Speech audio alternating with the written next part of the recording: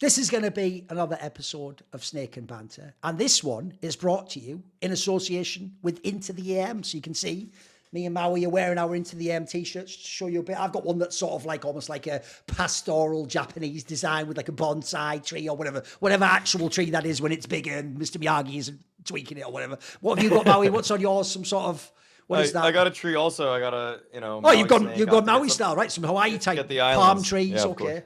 So if people don't know, obviously we've mentioned this on past episodes. By the way, I actually really like these t-shirts, unironically. Like I actually find, I'm one of those people where typically, unfortunately, in the past, I have skimped on t-shirts. I would just buy one for the design, like to band you like, or I would just usually buy the cheap one, quite frankly, from those mass production shops. And I'd say the thing about this that I find way better is I do actually find that like the build quality of this is way better than a normal t-shirt. Like normally when I get one of those aforementioned just design print t-shirts, after 3 wears, like it's like wearing a piece of cardboard after that. There's no softness, there's no stretch. This has it all. Like it still has all the same. Like I think it's actually, I'm very impressed with these actually. They're very legit. I'm very glad to have been given a bunch of them. What do you like about it, Maui?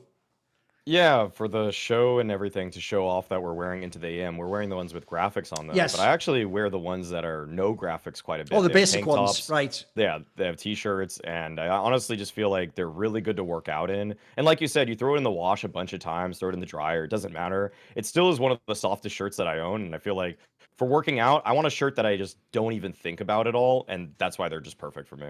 Yes, and also, obviously, if as you see here on screen, if you use our code at www.intotheam.com/LFN, you can get 10% off your order for these lovely, comfortable t-shirts. You can also, by the way, there's a bunch of packs they have. If you want graphic tees like this, you can get 3 of them for $61.95. If you want basic tees like Maui was talking about, just really good looking but simple, no big design, etc., you can get 3 of them for $52.95. And what's quite cool about the system they use is, as we're recording this on the 26th, but it'll probably come out tomorrow on the 27th. On the 27th, they are starting their 4th of July sale. It runs until the 8th of July. And one thing that's quite cool that they always do on Into the M is they actually allow a partner code to stack with another sale code. So if you go on the site and buy something between the 27th of June and the 8th of July, you already would get 30% off everything on the site. But if you use our code as well, you get an extra 10%. So you can actually stack it and you'll get a mega saving. So check it out. Thanks to Into the M. Now into the CS too, or whatever. So obviously our guest for this one is Mantuu, who people will remember from the glory days of OG. And he was recently in Big as well, but just that didn't work out. So, less said about that, the better. And I'll just drop a detail here because a lot of people might not have seen this when you did your interview with me. But actually, one thing I found kind of amazing, I want to just address at the opening here, Mantuu, is there's actually like quite a cool, although it's also a bit fucked up too. Like I wouldn't advise anyone at home do this. It's quite a cool sort of origin story you have as a pro, which is because OG was your first like real big shot at tier 1 before you were in like attacks and just in the German scene. You told me this amazing story that it turns out actually in your sort of like rookie year, you actually had like a really debilitating injury that was causing like pain and you having to like, you said you were like working out like every possible sort of therapy you were doing on it. And actually in a fucked up way, the fact that we were all at home online, not being at LANs, probably saved you from sort of getting benched potentially. Like, so people knew, like your own team didn't really know you had this, right? If they'd have known, they'd have probably told you to take 3 months off or something, right? Yeah, like, I mean, with my team, I kind of like, I said to them, it was like, oh, just a little like wrist injury, whatever, right? Probably during the player break, it's going to get fixed. Right. But then when I was going to doctors, it wasn't getting fixed. Nothing was helping. The doctors were even telling me, because I was going to doctors in London, like really good ones, in Poland, like anywhere I could. They were telling me like, change career. You can't do this, right? And I'm like, bro, like, I know. There's no way. Like I can't do that, right? From where I came from, like from South London, those areas, suddenly like, like I join a team, I get money, I can do something, and then I'm like, that's not happening, So I was trying everything, and yeah, I mean, it was crazy times. It was hard mentally, of course, because like you said, you can't say to your team like what is actually happening to you. Of course. And yeah, the pain, and then constantly going to physiotherapy. The like physiotherapists, like after every massage or anything, they were trying like, is it good now? And you're like, yeah, maybe a little bit better now, but then it's not getting fixed. You have problems in the team and it's all piling on together.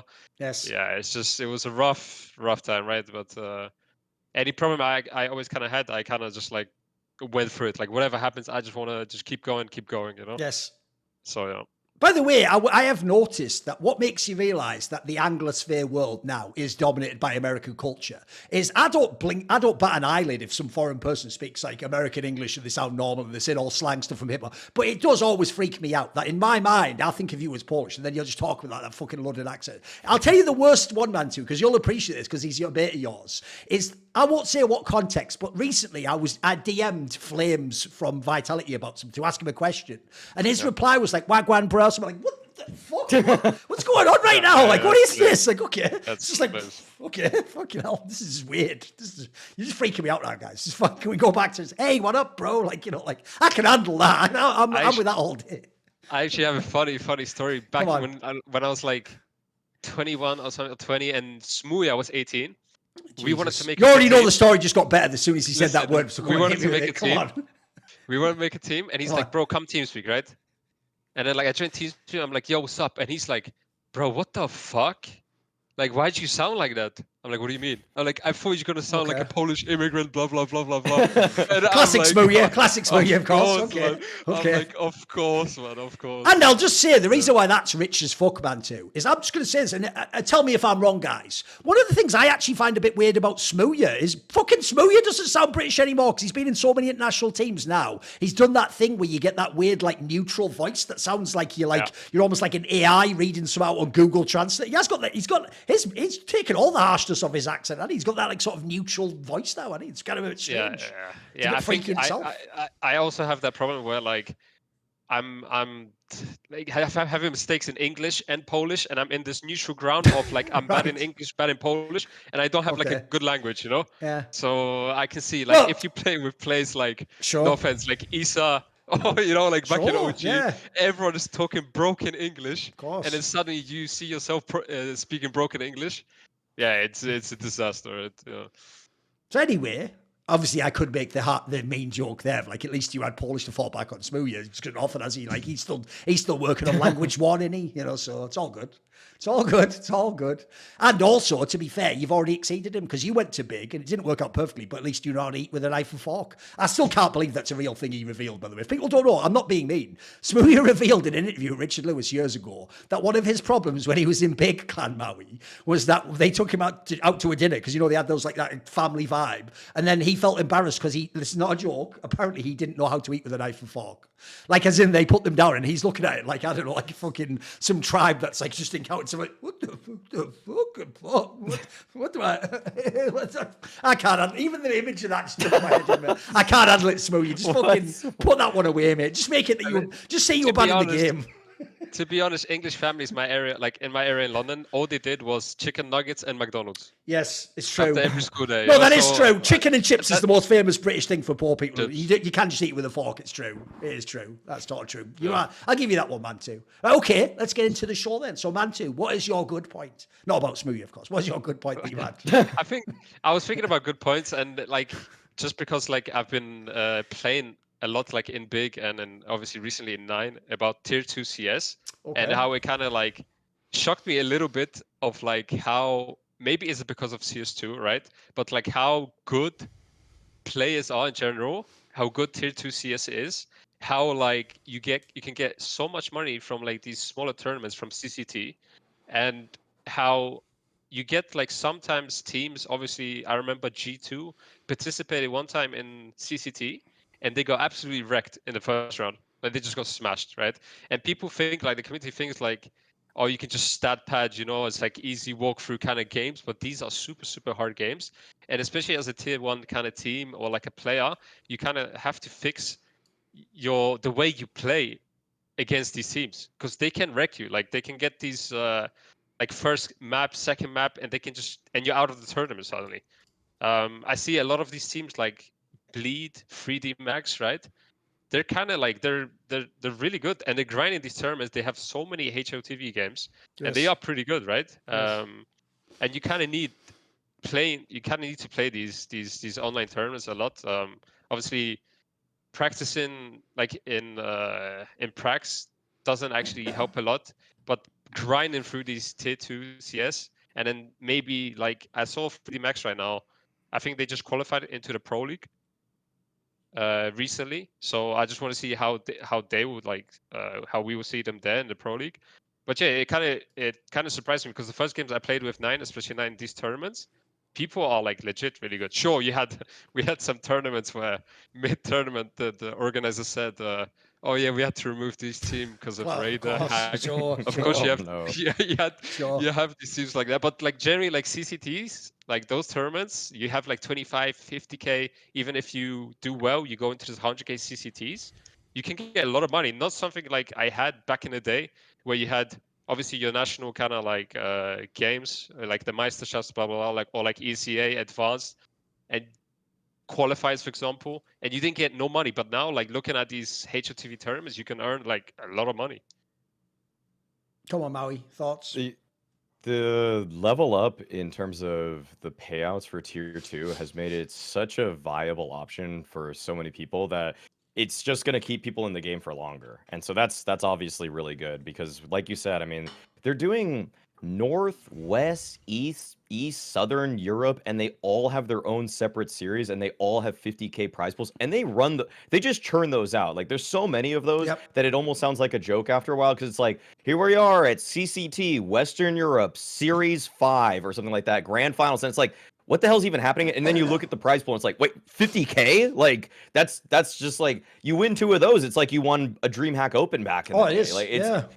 it's the prize pool rise is faster. It's beating inflation. It's actually flat out beating inflation. Like you can get so much out of it. And I mean, CCT actually lets me co-stream a lot of their stuff. So I've been actually just kind of randomly tuning into just different series here and there. And yeah, the teams are good. Like I remember Furia got bounced by a team. I've watched like Bait, the team with Headtrick and NPL. That team's actually looking pretty good right now. Yeah, there's a lot of good teams right now that maybe you would have seen them, say, when NPL fell out of Navi. There's a good chance it would have taken him a really long time to build back up again. But instead, we see that he's got an opportunity with a team that is able to win some legitimate amounts of money, actually probably put themselves on the Valve leaderboards, at least like get on it. They're not, I don't think they would qualify for the major per se, but they're actually winning enough money that they're a team that if they get that one LAN invite and they do well at that one, well, now they're suddenly qualifying potentially for like pretty deep into those Valve rankings. So I think it's really good for the space overall.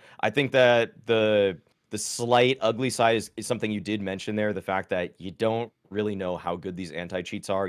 It's not as proven, say, as a LAN environment, but I feel like the huge injection of cash that teams or like TOs like CCT are getting is just obviously really, really beneficial for the space.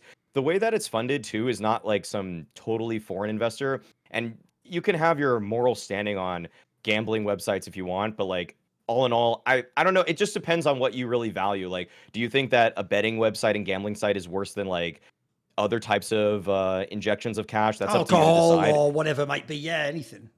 Yeah, and so it's not like it to me though, like it's going to a really good cause in that it is literally funding players. Like I think this is one of the purest ways to spend money back into the space. I will say go on, jump in. As a player, sorry, I don't think like you should care, right? Like as soon as you, like your game kind of money, right? Some money's getting put into the scene, right? And you shouldn't care about where the kind of money is coming from.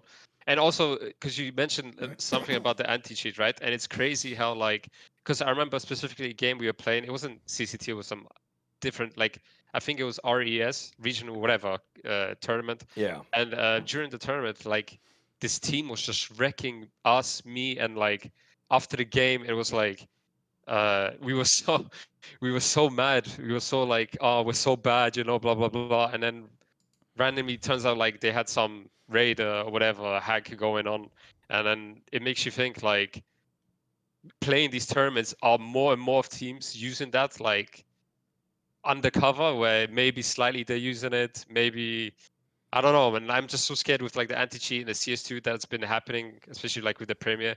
Are more teams using that kind of stuff? Yeah.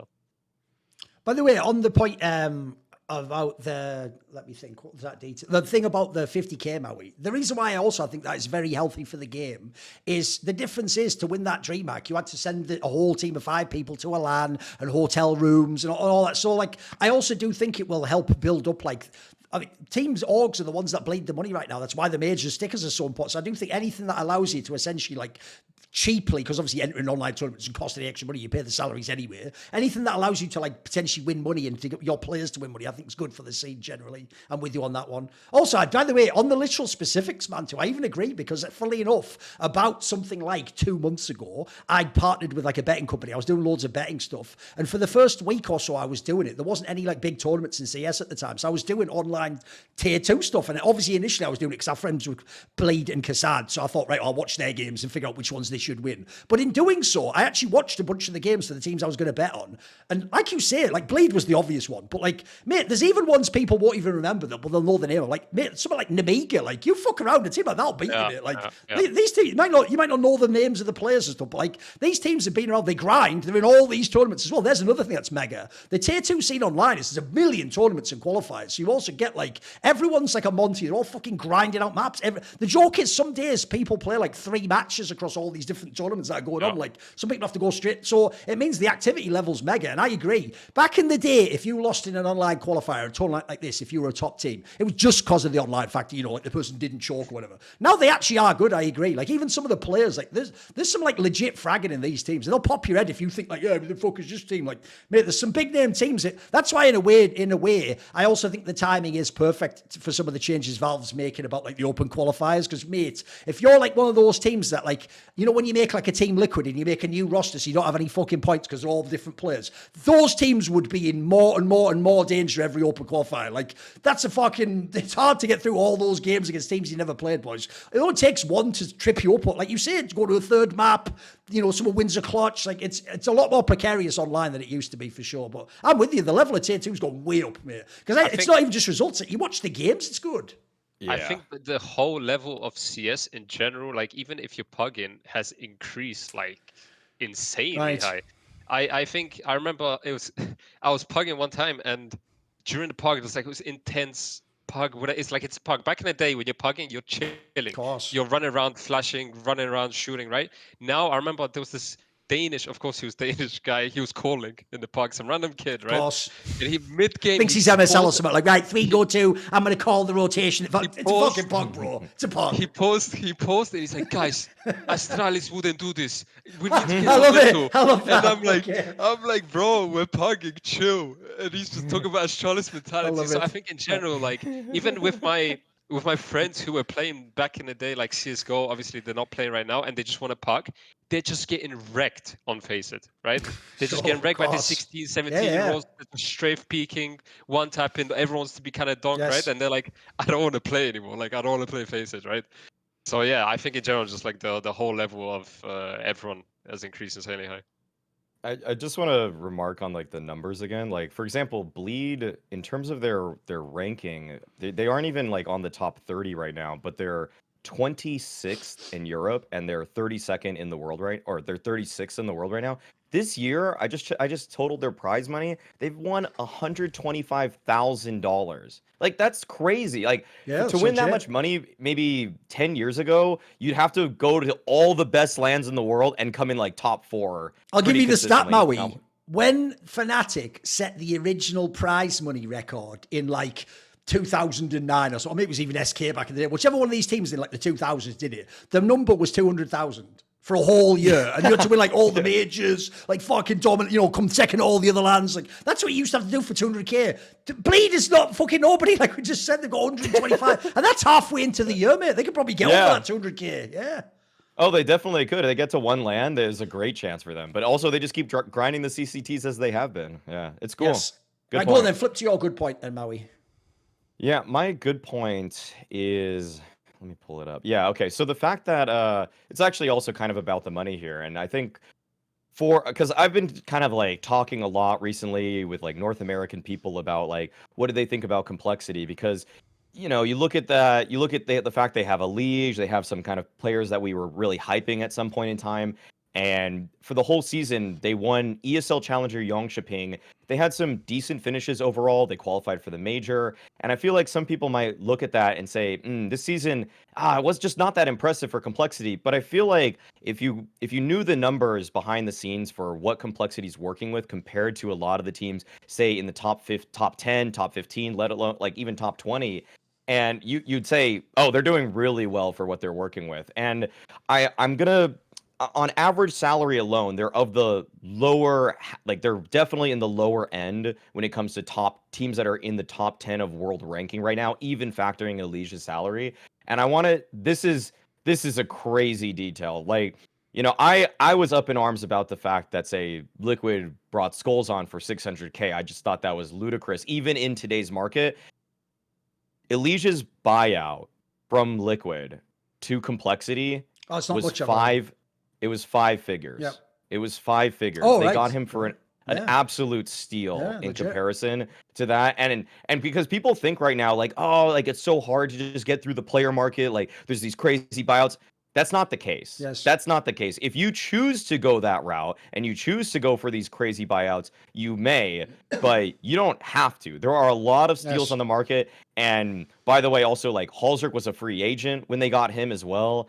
I mean, they're basically just working with players that they've had before, so retaining them is not nearly as difficult as just like finding a new guy with a huge signing bonus that they're then going to have to keep on because they're just getting suitors from all these different directions. They're qualifying for the majors. They've won a tournament this season. Like, I just feel like overall Complexity is doing what it takes to be a sustainable org. Like, they're not necessarily reaching the heights of teams like Vitality, G2, what have you, but for what they're working with, I feel like this is a much more sustainable model than what we're getting from other teams in the top 10, and so I'm commending them for that.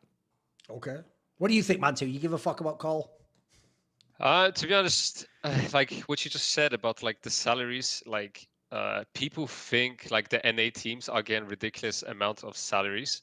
Maybe I would say 2 years ago, yes, it was like that.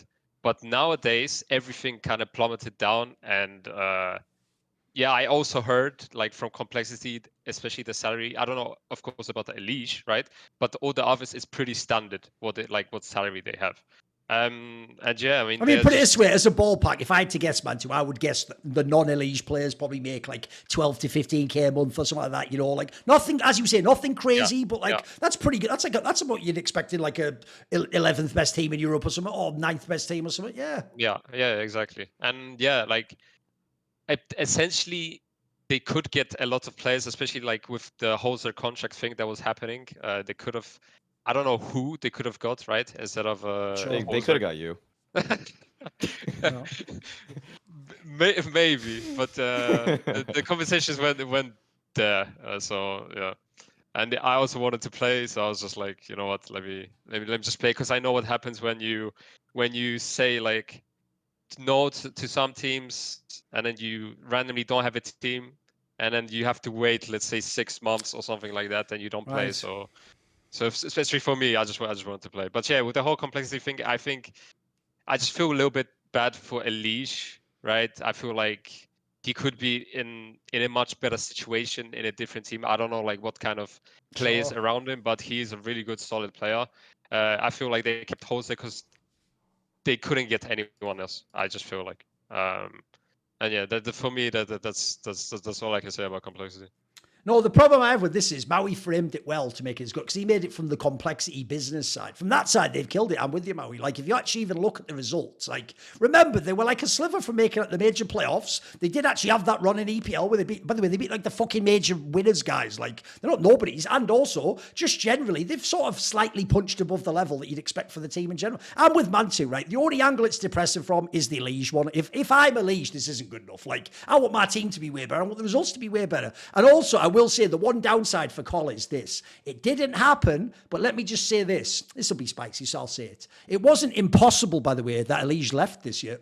Did I say that out loud? Oh, I can say shit like that, motherfucker. So it's not, all I'm saying is this. They have a smaller scale problem of the G2 Monacy problem, which is the second the Monacy guy leaves, or Elige leaves, you are in deep shit. Like, you've got nothing to do. Like, now all of a sudden, all these great angles, like, the min-max won't work then. Like, part of the min-max even is having Elige. It's like essentially the idea that you've got a guy who, like we're talking about, on paper, should probably be in the top 5 team in the world, but he's playing in your team. And by the way, not for the money that he'd get in the top 5 team, potentially. So, although in this case, who can know on the exact salary amount? Also, on that one, they did look into that one, because as I've always pointed out, he's supposed to be an EG, actually, but because they didn't do that fucking Russian Elige plus Jax lineup, that was real. That was a real thing, by the way, because that never happened. Obviously, Elige got to come to call, and then they pretended all along, like, I wanted to be in this. Yeah, sure you did, mate. That's like that thing in football, man, too, where, like, you just get into any Premier League team, so you go, it's my boyhood club I always dreamed of. It's like, probably just a lie, but they all fucking say it, don't they? Because it's a feel-good angle in it. So, that's the thing. I also do agree, by the way.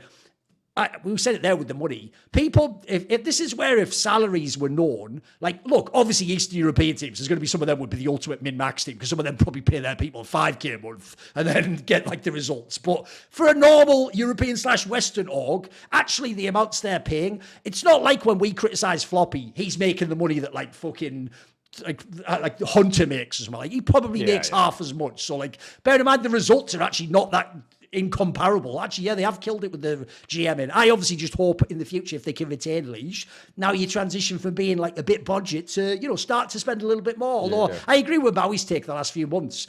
The Holzerk one is a hard one, because he's actually sort of played himself into form where he's pretty much brought himself to the line where it's like, it's hard to upgrade at this point. You'd probably be gambling on side grade anyway, you know?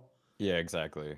Yeah, I feel like I'm bringing it up mostly not even just to like, because people think I'm just going to shamelessly glaze North American CS or anything like that. But I feel like I've given similar points before about, like, say, ENCE, because they were a team that wasn't spending top dollar, but was actually punching up above. I think ENCE was actually a better case, because they actually won a fairly prestigious event in Dallas, and actually made a lot by selling people to Falcons and whatnot. But like, for complexity's sake, like, yeah, it's kind of what also Mantuu said, that people remember those EG salaries and the leaks over there, and it's just like everybody thinks these guys are making like the best salaries in the world and everything, but it's like, it's just far from the truth. And so overall, I just think CS would also be so interesting. I'm not going to say like exact numbers, but if they knew these exact numbers, it would frame discussion so differently, and different players would just get bagged on so much more relentlessly, and people like complexity would probably, people be like, oh, they're doing good, and that's what I want to bring to the table, that they're doing well for what they're spending. Right, for my good point, this might be a bit indulgent. Like, I actually don't even know in Mateusz because you can even know what I'm referring to. But one of the pieces of news I saw the last week or so was that Chet, formerly known as I'm a Pet, he used to be the coach of like Evil Geniuses and NRG, if you remember, CLG way back in the day. He's obviously been off in Valorant these last few years. He was actually the coach of like the Optic and then the NRG team there. And if people don't know, in Valorant, he was actually very successful. Like in 2022, their team was on aggregate, like probably the best Valorant team. It was the one that had Ye and FNS and a bunch of old CS people. It's actually all the CS people Maui used to play with back in the day. The fucking Crashies and Victor and all these people, like Marv, like all the dreaded Marv. I haven't forgotten, motherfucker. But yeah, I didn't play with him. Don't worry about that. I didn't play with him. Just like to state for the record, you're not associated anyway. Like fucking communist show trials. Okay. But yeah, anyway, the point is, like, he was one of the better coaches in Valorant. But here's the cool thing. This is why it's cool he's actually announced he wants to come back.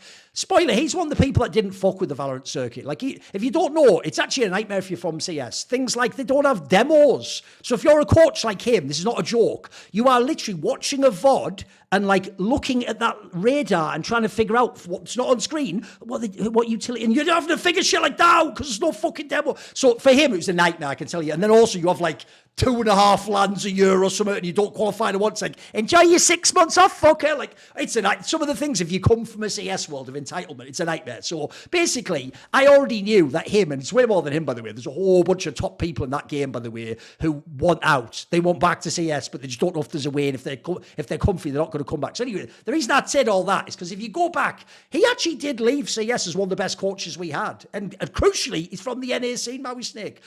Name right now NA coaches. There's barely any. There's barely any in our scene. So in a world where Zeus just got fired from Liquid and there's an opening and there's plenty of NA teams could use these people, by the way, I actually hope this guy can actually get a good gig because I actually did think he was a good CS coach. If you go look at the results of NRG and EG, that was a fucking banger year, 2019. That was where they were like mixing it up at the majors. They were in a bunch of finals. They used to like make semi-finals of almost every tournament. And remember, there was once a period for real where over a 5 LAN match span, not game, LAN match, they won 4 out of 5 games against fucking Astralis, guys. Like, you do realize no one in history can say that. Like, that's mental. So, look, I'm not saying he can do all this when he comes back, but like I say, I actually don't think there are that many really good coaches. I think there's a lot of people who just do the gig and they watch the demos and they work with their players. So, I think NA needs big name players. By the way, I even think there's an obvious opening. What if he went to, like, fucking Liquid? His boy fucking Naf's there. They're best pals pretty much. So I actually hope he comes back and has like a real impact in the scene. And crucially, this is someone where Valorant had killed it. He would have never come back. People like him would have been gone forever. But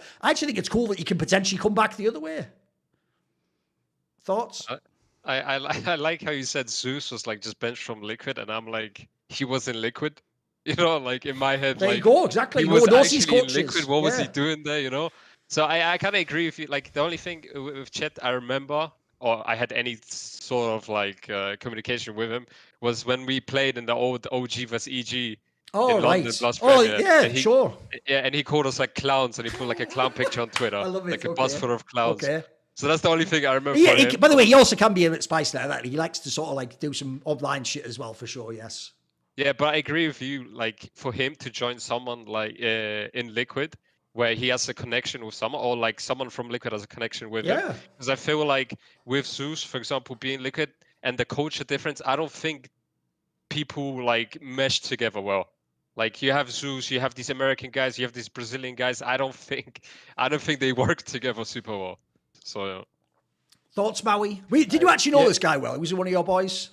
Was he in your circles? I'm a pet. I mean, like we've talked here and there, but we're not besties or anything like that. Okay. But I will say that the one thing that it might sound a little bit strange for people, as he hasn't coached since 2021 or 2020, whatever it is, but he's been away for so long. But the main thing about Chet that was always so impressive is that when he was really serious about CS, he would literally run out of demos. Oh, he's a grinder. He's a mega grinder. Yeah, he's absolutely a mega grinder. And so I'm gonna say that thing that even if you're somebody like Twist or like a Liege or really any of the top players in the world, you can always respect somebody that's watching everything and making sure that they're on top of the meta, even if he doesn't necessarily have the stature, the pedigree. Because someone like Zeus, for example, like he walks into a room, you're gonna listen to what he says, but after a while, if you're there long enough, I'm not saying Zeus is this kind of guy, but if he doesn't have more things to contribute or he doesn't have an idea, then you're going to just be like, yeah, you have the presence, you have the aura, but you don't necessarily have the substance behind it. And I will say that Chet, it's almost like the opposite. He doesn't always walk into a room and you're like, yeah, this guy has some kind of aura. But as a matter of fact, he can tell you a million things. He's going to tell you what Mantu's doing on 9 to find an opening pick that's unique. And he's going to tell you what like all these random European teams are doing. Like I'm pretty sure he was even watching like Asian teams at some point just to see, do they have anything that they're doing that's different than what we're doing in the West? And so, yeah, I feel like even though it might seem a little bit weird, like he's going to have some catching up to do, I think a lot of teams could use him. I think a lot of teams could easily incorporate him into their roster. I don't know how far down he would go because, like, in terms of people he's worked with before, like, say NRG would be kind of cool, like a landing the spot. connection with Daps from back in the day could go there, true. Exactly. It seems like a friendly landing spot, but I think that Daps is competent enough at his position that I don't necessarily think he should be replaced. And I don't even actually think I want Chet to necessarily be an assistant coach. I actually think I want him to just be a full head coach, force his way onto teams a little bit, because he's been proven along with Daps to put really good systems together early on with rosters that would lift teams up greater than the sum of their parts. I don't know if that's exactly what Liquid need per se, but like, I don't think Liquid is even a bad landing spot for him, just because even if Twist has a way he wants to run things, even if Yakindar have a way that he want to run things, he's going to bring those couple new setups, couple new ideas, and they'll just simply have to respect that, because they're going to be like, oh, yeah, okay, other top teams doing this, we weren't aware of it, thank you, Chet, and then they'll be able to use that and bring some other stuff to their game. Okay. Right, let's move on. Now it's time for the bad point, Mantu. What is your bad point? I think for me, number one thing when I was just looking at teams, and then Navi just caught my eye, where it kind of reminds me of like the early OG days where you just have no one that is there like a star player, right? How dare you? How No dare one you, that sir? How can dare kind you? of. Why'd you No hit one that GL? Why are you hitting on GL? Come on. Come on. Come on. no you- one that can, no one that can kind of carry games, and I think it's a Sure. problem in teams Yeah. where no one is being said like, "Hey, bro, you are our carry, you are our star player. We need you to win." And it's kind of like this situation where I had in OG, where like we all pretend like we are all star players, we all Right. participate. You know, we're all Right. holding hands, Sure. jumping around the campfire, right? So it's basically kind of that where you need. I feel like they need to tell, and the only person they can tell, I feel like, is Wonderful, right? Yes. Out of everyone, Yes. they need to tell him, and he kind of looks like the guy that's kind of like shy, right? Kind of Yep. reserved, whatever. He does his job sometimes, but I feel like they need to tell him as a management, as a team, to be like, we need you to be the carry, you know, like specifically tell him like we need you in these games, because I don't feel like Navi is gonna be consistent or win another game, like a LAN tournament, apart from they have like, which they had in the major, this kind of like fluke kind of situation where they just overperformed, right? But in order to be a super consistent team Yeah. to win like a lot of tournaments, you need to have like this kind of player in your team, or players, right? Kind of like this Donk Shiro situation where Sure. like we need you Yeah. to win these tournaments. I like the way he just said all the shit normally we get in trouble for saying, but it's all I good. know. Yeah, I like it. I like it. Good I stuff. know. Fluke Okay. win. Yeah, I feel like I feel like Navi is just the star is just Blade and Alexi. That's the funny thing about them. Yeah, the only people that are really all-star caliber per role are them two. JL obviously can pop off at times, but for whatever reason, it's like he takes off group stages and then suddenly powers up in playoffs, which is I love that. I love when you have a guy like that, but I don't really want that to be the backbone foundational element of fragging on my team. I feel like the guy that you mentioned already, Wonderful, he's the one that definitely needs to take the jump up because I like the skill is obviously there. You see him in a late round Yep. situation, he gets 3 kills in succession that it legitimately looks like prime simple. I mean, he's using the same sensitivity and all. But when it comes to early mid round, he's not the same sort of impactful player like Brokey, Monacy, even Zywoo. Like he just doesn't go for as much. I honestly think right now if I were to rank operas, this is kind of ridiculous, but like I feel like if I'm getting a more stable presence game to game, I'm doubling down on the hot take I had before. I take Torzy. I think Torzi's way more consistent through Okay. game to game Bold. than somebody like Wonderful, where I've seen games where Wonderful just goes super passive, ends up saving a lot, and then just yeah, his stats actually look okay, but I didn't feel any impact in the server. Whereas Torzy actually is in the fray so much more, and he's seemingly like he's like battle lopping isn't what I necessarily know Torzy for, but in terms of like trading and just making sure that he's right behind his teammates, he does such a good job at it. Like Wonderful is more clutch, but you only get maybe 1 to 2 really great clutch opportunities per series where just basic trading is something that Torzi's so much better at, and I'd rather have him on my team right now. So yeah, for Navi overall, I think like another big thing that's really hindering them is that Bit is also just totally game to game. Bit for me is just like the most streaky player on this roster where yeah, sure, one game it's like yeah, like I remember that map 3 of the grand Of finals where he just course. has the Yes. most unbelievable performance ever. You get that once per maybe like 4 maps with it. It's just like you'll see him missing for an entire series, but then versus FaZe, you'll get this like I don't even know 2-point rating, 2.0 rating. Like it's just unbelievable. And I just don't feel like as a team you can really like that's not how you should be set up. Your anchor lurker player should be a much more stable force. That's why it feels like Navi can both like win a whole tournament or go to the grand finals, and they can also bomb out in a group stage, because if you have a guy that's supposed to be the reliable force, I almost feel like Zontix's body shotting ways it should be the future of what lurker anchor should do, because it's like I need this guy to get 1 kill no matter what,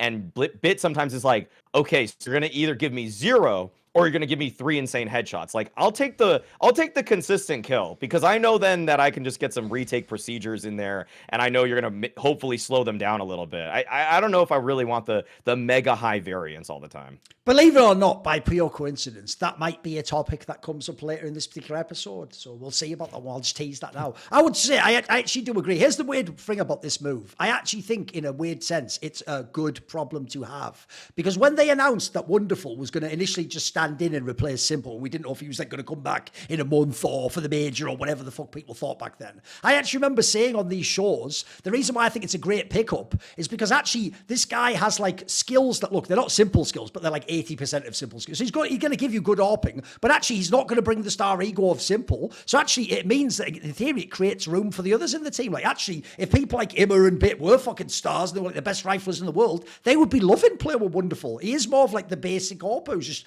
doing the stuff you ask. I also think, by the way, as I said at the time, if you're someone like Blade, if you're going to have to work with an AWP and instantly get him up to speed, this guy seems very malleable. Like he'll do what you want, he'll play the way you want. He's clearly someone, and the reason why I'm almost certain Mantu's right, and it's something about his personality, is because when you saw this guy when he did play in like Spirit back in the day and Sprout, he actually did seem a bit more freewheeling, and like he would just kind of go, like, if people don't know, he has a very fast firing speed. He would go for those crazy shots and stuff. I feel like in Navi, I think he intentionally plays a bit more restrained, and that they just want him to do replicable things in the round, and people know where he is. And like you say, Maui, don't take the risk early on like moneyball would, and do like a peek into 3 people and get like a 3 kit. His style's like you just hold your spot and play back, and you let the riflers have the space and they do what they want. So the reason why I say it's a good problem to have is like, one, I actually do think if you really did identify this in your Navi and you're not going to make a player change, you could actually encourage him to have a bit more agency and show him some Odyssey demos and people like that who are like playing like a little bit on their own, and let him and tell him sometimes we're going to need to go into that mode where you sort of like do what Simple would do, like break the game open like we're losing.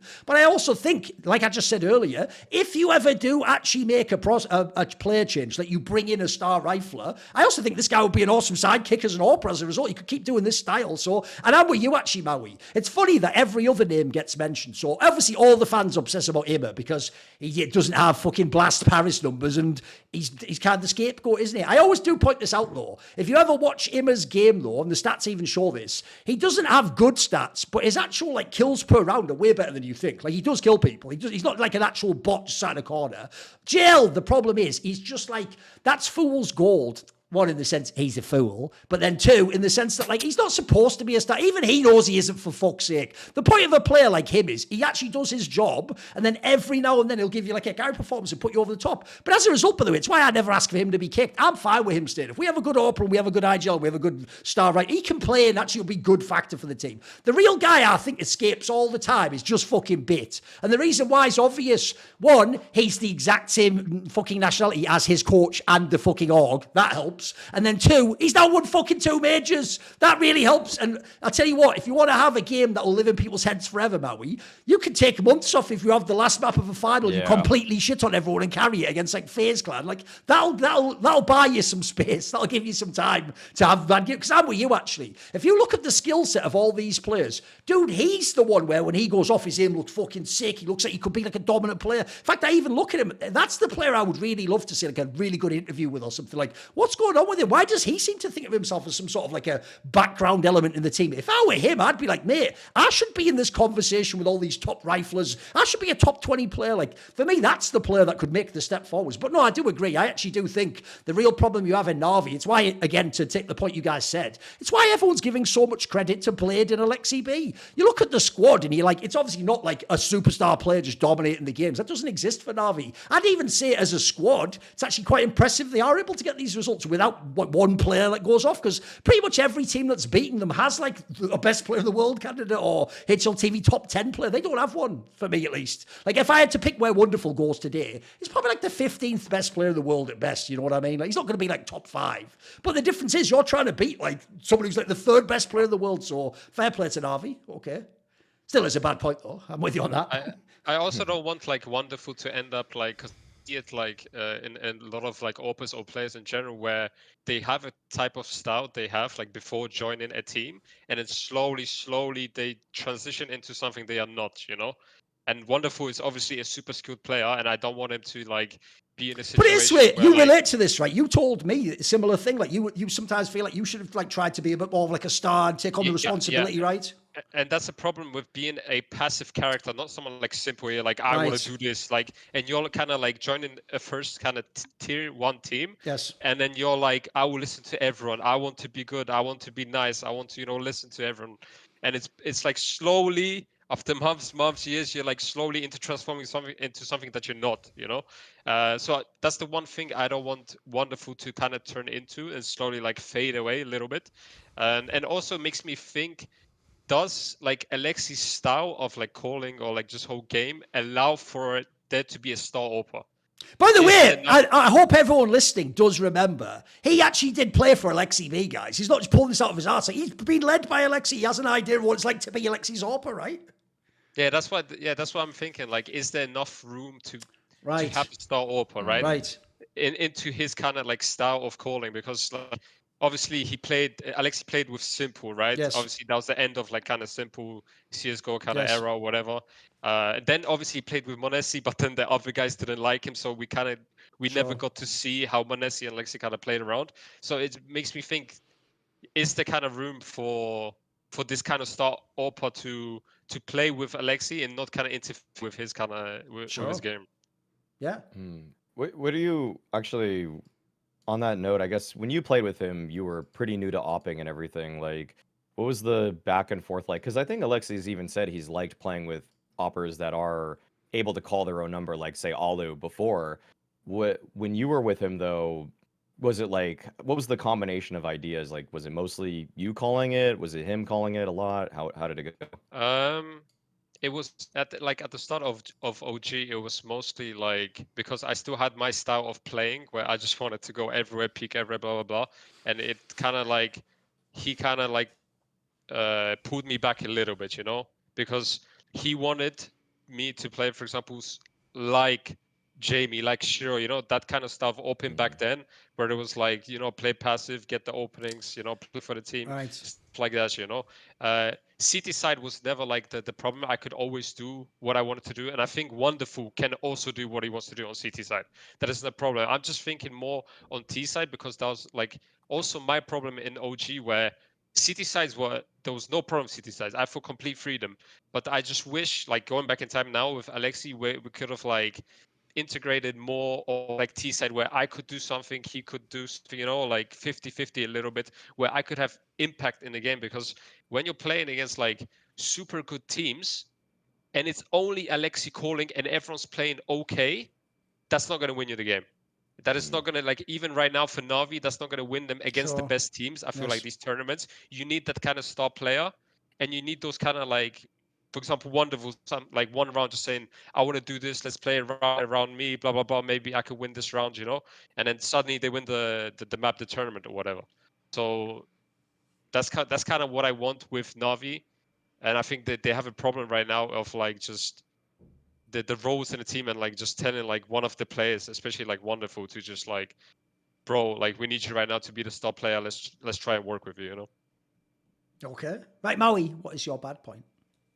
Mine is we have to talk about Liquid until they basically get a new team. We just have to keep talking about them every single time. And I feel like the bad part throughout all of this is that the people that are leaving it, that there's such a huge hit to their reputations. I'm mostly focusing here on cadiaN and zews, because I do think that even though I've had my qualms and doubts with certain parts of this Liquid roster, I do feel like cadiaN, for example, is still an incredibly valuable player for a lot of teams, and he could fit in on a couple teams in the top 30.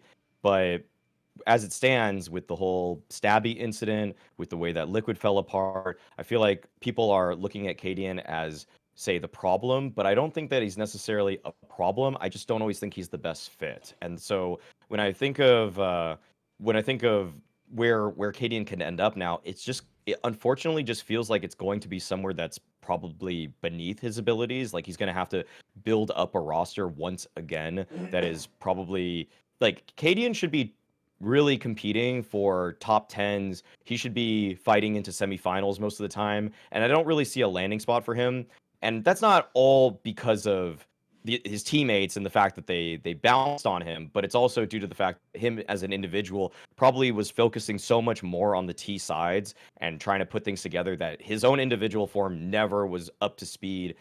So he took a huge hit, and that's probably also really hurt his reputation. On the other hand, I also think that Zeus's reputation through this has, for me, it's actually taken a huge dive. I'm almost speaking from personal bias and my own personal opinion here. I feel like Zeus's reputation, despite the fact that in like every interview he says all the right things, I'm almost now. This is weird, but I'm almost wary now of competitors that are saying all the right things in interviews if it sounds like oh, that makes sense, that's logical, that all makes sense, because then I almost feel like it's just so rehearsed at that point Right. that they can kind of blow smoke into anybody's ear and get any job that they want in this space, as opposed to showing pure hard results. And so nowadays I think I like people that are maybe not revealing too much, or like a little grittier, I guess, like for example, we were talking about I'm a Pet earlier. Like, that dude doesn't really have the charisma in an interview necessarily, but I know from the little details of what he's actually providing that he's doing an awful lot. But now when it comes to Zeus, I feel like in like the meta aspect of describing what he's working on with the team, I'm always like, oh yeah, that makes sense. Like every time I've talked to Zeus, I'm always like, that totally makes sense. Like, you should be doing that. But then like results for now, Liquid and Fluxo, and the fact that he seemed to be a big proponent for them picking up Skulls, it's like it's just a series of bad coaching stints, and also it's a very bad choice on his end to pick up Skulls. And I outlined the reasons why that was never really a strong pickup in my opinion on my own YouTube video. So I just feel like I don't really know where he's going to be going, and I've kind of floated the idea of Furia, because maybe it's a reuniting with Fallen, and maybe they can run something back there, but I'm not really sure where he's going either. And I also think like he wasn't the coach for Liquid, but I also don't think he should fall too much further down than Furia. Like, Furia would be a great landing spot for him, in my opinion. But I don't. If I see him on like, say, the 7th best Brazilian team, I'm gonna feel kind of bad. Like, that's well beneath his talents too. And I just feel like both cadiaN and Zeus, from this whole breakup, they're gonna end up places that are like well beneath what they should be. They probably weren't. They weren't obviously the fits for Liquid, but to go beneath the top 20, which is very possible for both of these players, or coach and player, I just feel like is a disservice to both of them. But it's not a good sign, man. You weren't even aware Zeus was coaching Liquid for this question. So what do you think? No, like I just want to say, like, not necessarily Zeus, but like the whole cadiaN thing. As he joined Liquid, I thought it's gonna be like super hard for him to make it work, because like just in general, I think international teams are already super hard to make work. Doesn't matter like how many psychologists you go through, how many times team bonding exercises you do in the forest. Like it's not gonna help, you know. cadiaN came from like a culture, like the Danish culture of like he had a heroic team of soldiers, right? Of players that just like no one can as a role, like everyone's dying for each other, everyone's sacrificing, everyone wants to win, into this kind of Liquid where it's just not like that, right? And you could tell like cadiaN wasn't comfortable. You could tell like the way he was playing some of the games I was watching, like from his face, right, that he was not comfortable playing. There was like pressure on him. And yeah, once you're not confident playing like CS, it's just all gonna fall apart. And I feel like in Liquid, everything started falling apart, like individually and as a team. No one just maybe like believed in how cadiaN like wanted to cool. And again, like if there's no cohesion, no one's trusting like your IGL, the roster's gonna fall apart. And I feel like for cadiaN, going to a Danish team, is there a Danish team for him to join? Because I haven't checked anything yet, but like a Sashi, I don't even know. Who else is there? Yeah, it has to be one. Has to be that sort of the tier 2 people, doesn't it? Yeah. Yeah, but like for him to join an international team, I think it's gonna be hard for him. It's gonna be really, really hard for him.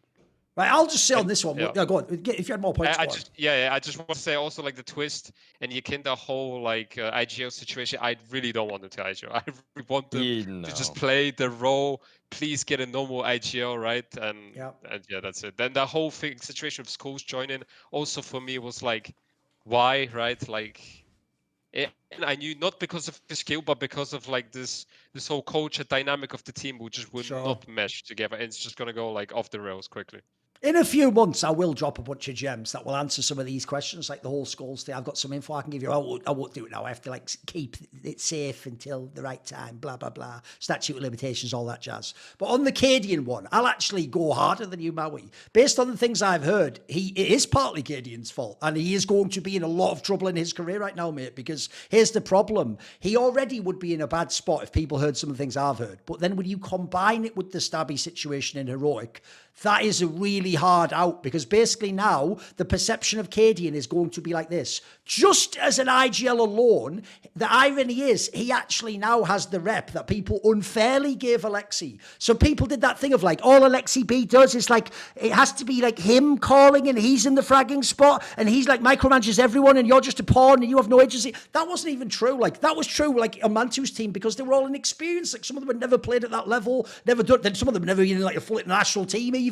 Like at that point, maybe he had a bit more control. And by the way, that was mainly online as well. When you come to some of the other teams, I've been and talked to people in OG and other squads, like the other lineups they had and G2, and they've told me that like it's more like he does it on a personnel basis, Alexi. If he has people who have it, like if he has Nico, that of course they have agency. Of course he doesn't like micro them, etc. And over the years, he like expanded out his style. He doesn't just do one approach to the game. The difference is, I have heard about cadiaN, dude, the whole like main character thing, Maui, is real.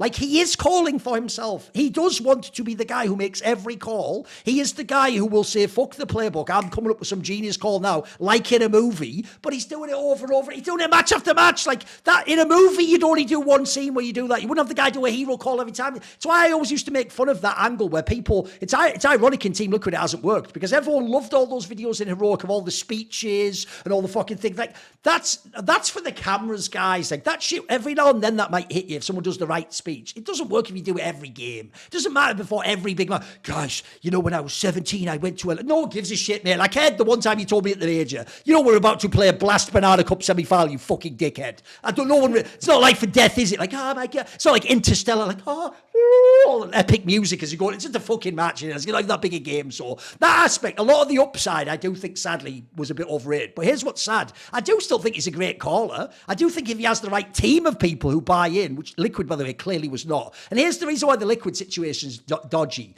Because I've heard some of the players that maybe don't like him, also were the ones that asked for him. Well, what do you want to do if you're the coach and the org at that point? Like, that's the thing about pro players that is so fucking entitled. These little rats privately will be like, get me this guy. You get him, and then when they lose, they go, why is he here? It's like, well, I don't fucking know. Maybe some dickhead told me to get him. Crazy, isn't it? I notice they never take any responsibility. And then I agree with you. Like, one, I hate the idea Twist is the IGL. He's the best player right now in career form again, so you're going to tank that. And then even worse, I already know why you're the IGL, bro. Because, you know, like that famous thing from cartoons back in the day, Mantuu, where on one shoulder you got the little devil and you got the little lane show. He's only got your Kindar. There's nobody on the other one. And your Kindar's going, do it, bro. Become an IGL, become the RP, the rightful IGL. You can still, listen, it didn't work for me, but it'll work for you and I'll be your secondary call. That's like, oh, they must be thick as thieves, those rats. So anyway, sadly, I do think cadiaN's fucked himself, because what I just told you about the actual like approach, combine all the factors that you could read negatively. One, he has to simultaneously be IGL and AWP, right? You've already narrowed the teams to about 2 in the entire top 20 would even consider you. 2, like, he's only made it work in a Danish team. That's a bad sign. Everyone's a European international team right now. And then thirdly, this is inferred that you not only are incredibly controlling, but 2 different groups of players didn't like your attitude. Bro, you're dead. It's over for you. You know, I joked on past episodes, welcome like Fnatic cadiaN. Maui, from what I'm hearing, it won't even be at that level, bro. Like, at this point, that would be like a deal he should like snap call in poker. Like, from what I'm hearing, the joke is like, you'll be fucking playing against him soon, Mantuu. That's BM, but whatever. That's who I am. So, listen, that's who I am, bro. It's who I am. So it's all good. That's just who I am. So good, so good. So anyway, I agree. On the Zeus one, look, I'm incredibly biased because I actually consider him a personal friend. So obviously I can still see a world where he'd be good, blah, blah, blah. I'll just say this. I think the reason why he is actually toast right now, Maui, is this. Because his problem as well is he's not at the beginning of his career. He's not in the position where like, I just want another gig and I'll prove it. No. His problem is because he's been to the absolute top of the game. And if people don't know, in real life, he had some very serious health things. He had an actual heart attack. He had like fucking a bunch of things done with his health where he had to lose weight. In his position, you can only take a gig now if it's a really big one. So I think his problem is I just don't think the big gig is there. And as you say, the obvious one that could be there is maybe Furia. But I'll just put it this way. Since he's a friend of mine, I wouldn't wish that upon anyone. The things I've heard about that hog, mate. You know what? He doesn't deserve to go to prison, Maui. You know, he's fucked up, but give him probation at least. Let him, like, again, can't he go to Fnatic with cadiaN? Can't we all just go to Fnatic? Basically, anyone who's not getting any good spot, can Fnatic just take him? Can we just make a team with all his players? You know, I don't know. But I'm with you. I agree. The overall point that was banished is their stock is fucked. Is 100%. Like, I think, sadly, I'm with you. The obvious move you do here is like a lateral move. Like maybe there's a similar project. You go, that's not going to happen. These guys are just going to drop through the floor. And quite frankly, unless both of them are willing to... Also, remember that as well. cadiaN's played a long time. Is he going to grind his way back up from tier 2.5? That's a hard slog, mate, to go down like that again and come back. I can tell you, people who are friends of mine as well, like MSL, sometimes you never make it back. You just go into that world. Think about your first point, Mantuu. You go into that tier 2 world, and you think, because you've been at these lands, you know, mixing up, you think you're just going to be straight back, mate. You'll find out very quickly some of those names we just said, they'll just fucking clap you in the first 2 weeks, mate. You'll be like, fuck, I have to grind to get to tier 2. Like, fucking hell, and that is CS now. I'm with you. It's in a tough spot. Also, do you have the fight that you had back then, right? Yes. That's like you have to go through all of that again. Yes. And are you willing to go through all of that again?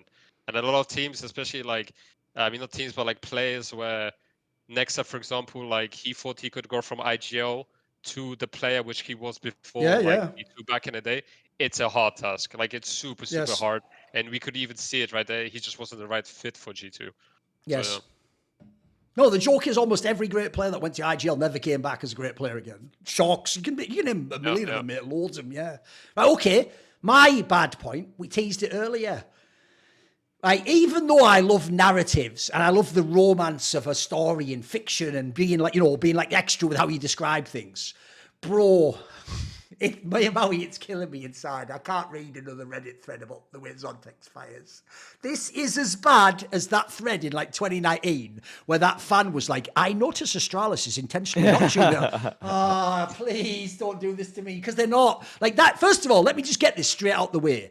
The idea Zontex in your brain, guys, is like some super skilled player. He could choose, like Nico, to put the crosshair on the head and one click with an AK and get an instant kill. But he's like, whoa.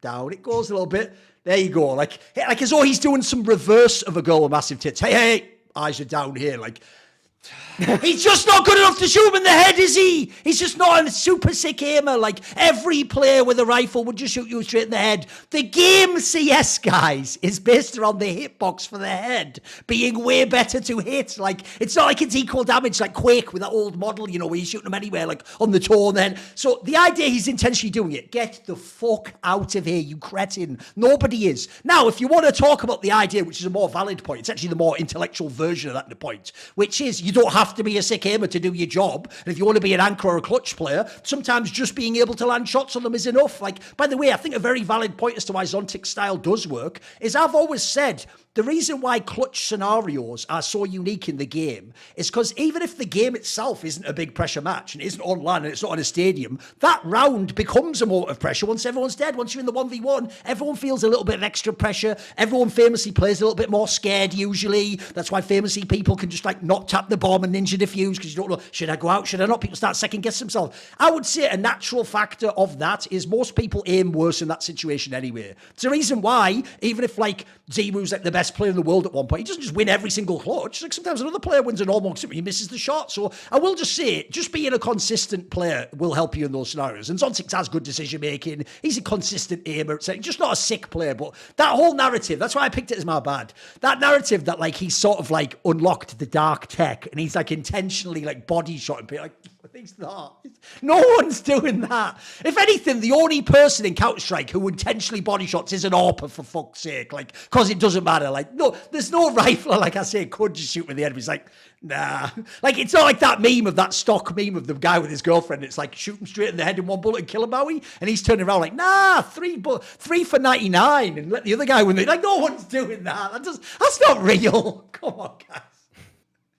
What do you think? I mean, I can tell you right now, like for 100%, like he is not doing it intentionally. God. Like there's no way, like he's aiming at someone. Like I'm not gonna aim at the head, I'm gonna aim at the body. I can tell you, like right now, he's not doing it on purpose. But, I feel like in CS2, it's sometimes with the models and the way they move, it's just legitimately really hard to hit headshots on like strafing pistol targets, for example, and you are just going to be more consistent. I mean, like his crosshair placement is kind of like neck level. It's not as like Scream and stuff like that used to be like almost like they want to hit the tippy top of somebody's forehead, but Zontix is still aiming there, and also like he does get a lot of kills with the M4, and a lot of them are just like he'll actually first bullet dink, second bullet body shot too. So I don't think he does aim. I'll say this: he aims a little bit lower from what I've seen, but he's not like he's still kind of aiming for headshots too. It's not. I think also like I will say the time you are doing it intentionally is like in late round situations, especially if your opponent or your teammate says like he's lit, you know, then yeah, just aim for the body shot or whatever like that. But like in the beginning of rounds, I feel like Zontix is aiming at the same level that almost everybody is, except for people like Bit who are just like, I need to double tap headshot them, which is like, again, like this is why I don't want this unnecessary. Like Bit's inconsistencies are probably like he's a little too obsessed with headshots, kind of in the same vein as Scream was like 10 years ago. So I'd rather have the Zontix guy. He's still really damn good. He's still really a cerebral player when he's not too nervous, and yeah, he body shots more than other people, but it's not like it was still like smoke absolutely like 99% of anybody playing this game. He could also be like a type of player that kind of like sprays a little bit. I know that was a thing in CS:GO, where when I was even a rifler before OG, like I had really low headshot percentage, and people were like in my team were like surprised I never had headshots, right? But it's mostly like you said, you go for like the headshot, and then you go for the spray instead of like the tapping kind of style, right? So maybe he's just that type of player where he's just going for the spray. By the way, people always forget this, so I'll explain it for the millionth time. The headshot percentage is the kill. It's not bullets that went in the head. So as he's saying there, if you dink him with an M4 and then spray into his body, that will be not counted as a headshot kill. It's why famously the headshot stat was always two groups of people at the opposite polar ends. It's really sick players like Twist who were aiming and shooting you in the head, and it was really bad players like God B who couldn't kill anyone, and so they got 4 kills, 2 of them with the headshot, so they had 50% headshot. You know, it was like the opposite ends of aiming. It wasn't really like everyone was the best aimer. I'm with you on that one. There was actually a really good stat, and I kind of miss ESEA for this. ESEA, when they would actually look at like headshot percentage, they did it in a way that of the total bullets that you hit, how many of them are headshots, which I always found was a better percentage. That would be amazing for someone like Scream. That's why I'd like to see it. To know like how actually sick are they? Yeah, because I feel like people like Donk, for example, would actually have really low numbers on that because he kills a lot of people with sprays. Sometimes what's funny is he'll like do the slide and then he'll spray, and then like for whatever reason the 4th bullet was a headshot. Well, the irony is this. The irony is Zontix would actually though be one of the best players to counter Donk, because if he's shooting at like fucking belt level, he's going to accidentally headshot when he fucking crouches in. So there you go. That's actually the secret counter. That's why they have to keep him on the team now. If they let him go, he's just going to hard counter Donk the whole way through. That'll be the end of the game. Exactly. He's built for it. He's built to beat him. I also, by the way, this isn't a point, so we won't make a big thing out of it, but it's the way I've actually graduated to letting shit with other content creators tilt me as though it was my content. I couldn't handle it. Everyone was like, Maui, people have been pressing control for years. Oh, get me out. We'll get into it. We'll get into it. All right, is that later? Okay, fair enough. Oh, sorry, that is actually a point coming up. My bad. Yeah, okay. Right, okay. Mantuu, what is your ugly point? For me, and like in general, I've never been a person that like is super frustrated with everything, but I swear to God, like this Valve updates, the whole CS thing has honestly like made me so. What is it bothering you? What's getting to you? Like in terms of like this whole CS in general is like an incredible game. It could be so much better, but like literally Valve doesn't care. Like you go into these other games like League or Dota, right, with the client, with the like the ladder and everything like that, and it could be so good, right? And then you have CS, which is so bad. They try and put this whole leaderboard thingy. Right. You have cheaters, and again you have to go third party like Faceit. They're not updating anything. Because on the side, I play also like a little bit of League, and like I see constantly updates, you know, people talking to community, stuff like that. And here it's like, we can't do anything about it. We just have to sit there, like whatever is the game, right? There's constantly bugs. Like the whole CS2 thing is like, we're practicing, and during the prac, you have so many crashes. So many times you have to pause the game because someone crashed during the prac. Of course, during the official as well, you see it. And it's like, because the MR12, right now you finish practice within 40 minutes, but actually not. You finish within 1 hour, just like you had in MR15 Right. because of the crashes. Right. People are like, wait, pause, I crashed again. I had a situation when I had the bomb, I had 10 seconds left to punt, and I just froze. How often does that happen? Just as a rough guy, how often do you think it happens? Every day? Every day, 100%. Oh, yeah. right. Okay. I would say like Fucking multiple hell. times. Multiple times Right. a day is something's happening where like Okay. you're stuck somewhere. You're stuck in Right. like you try to go up heaven, like for example Anubis, right? You just get stuck. And it's just so many bugs, so many things like they still haven't fixed with like the op boost. Like when you go into like preparing against like a team and you see like, okay, maybe we can counter that OPA, let's boost here. And you go into a game, you boost, it's like, oh, it's bugged again. Oh, right. Go down, right? It's like those little things, or like you're watching a demo. First time in my life that happened where a guy was defusing a bomb, I'm scoped in, I shoot him, I miss, right? And my first thought, I'm like, okay, maybe I did something, like I stepped or something like that. I watched the demo, and then the kill before the guy, like I kill another guy, and I see it, I don't even hit the guy, I kill him, but the guy I'm aiming right in his chest that's defusing the bomb, not moving, that bullet goes through him. Right.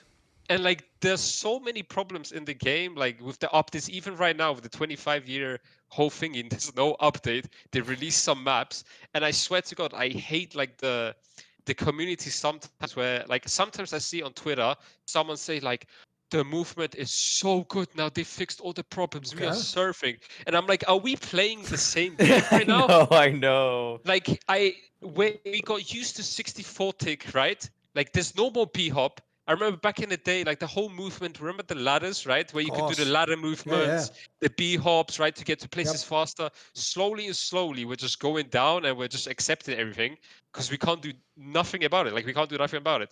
I remember like I was playing in big, a tap similar mid-round was like, guys, that's the game.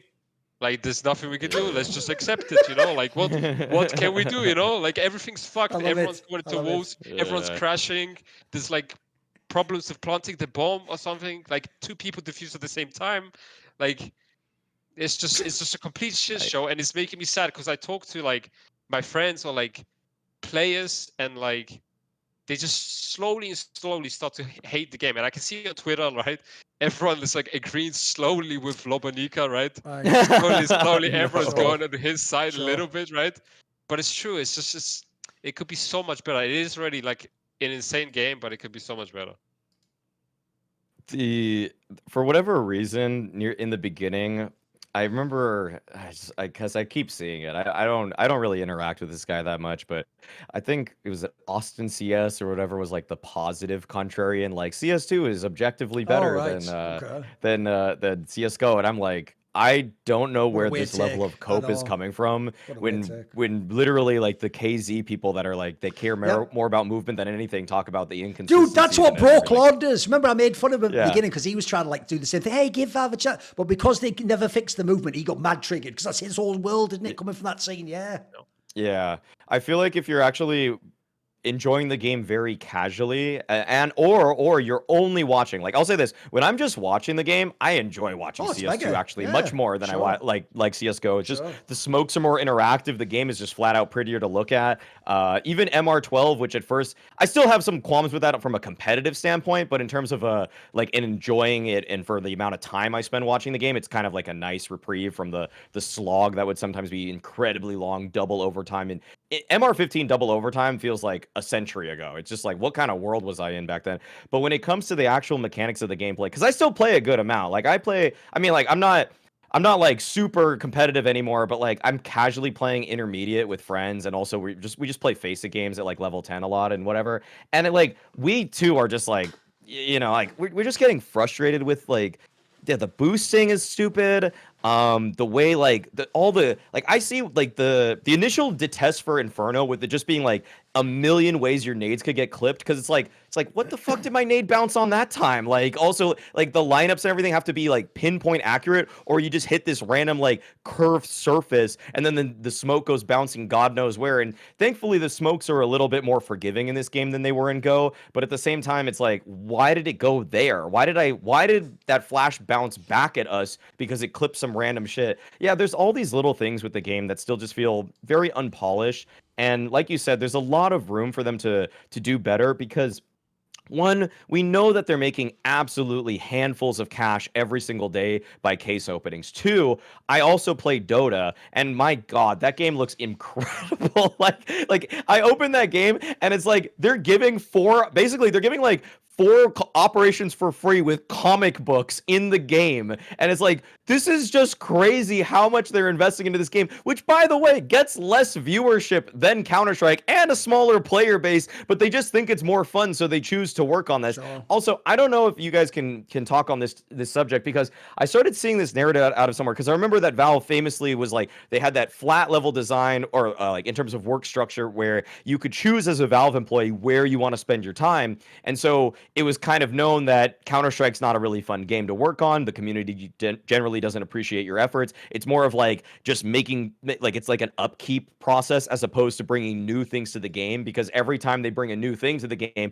everybody's just like, why the fuck did you make an RA? Like, nobody fucking asked for this. Shut up. Please stop doing anything at all. And then for Dota, the reception's kind of mixed, but it's generally, like, by the casuals, pretty positive overall. And so but then I started seeing this narrative on, like, Twitter replies and Reddit comments, HLTV, that's like, oh, that's not how things work at Valve anymore. But I don't know if that's actually changed, or that's just one comment that's gotten out of control, because everything I have seen from Valve is like, maybe people are like lightly specialists, like, you know, a skin designer, or I mean a models designer is not going to be doing something on the back end, obviously, but like, I've never seen anything that's indicated that they're just not choosing their projects, because also at the same time right now, they're working on Deadlock. They're making Deadlock right now. They're improving that game every single day. Every single day they're coming out with new updates for that stuff. Like, I'm in the alpha for Deadlock, and it's like, dude, they're just pumping shit out all the time for that. And it's like, oh, that's where your resources are going. Okay, it's to make this new game. So that's cool, you know. So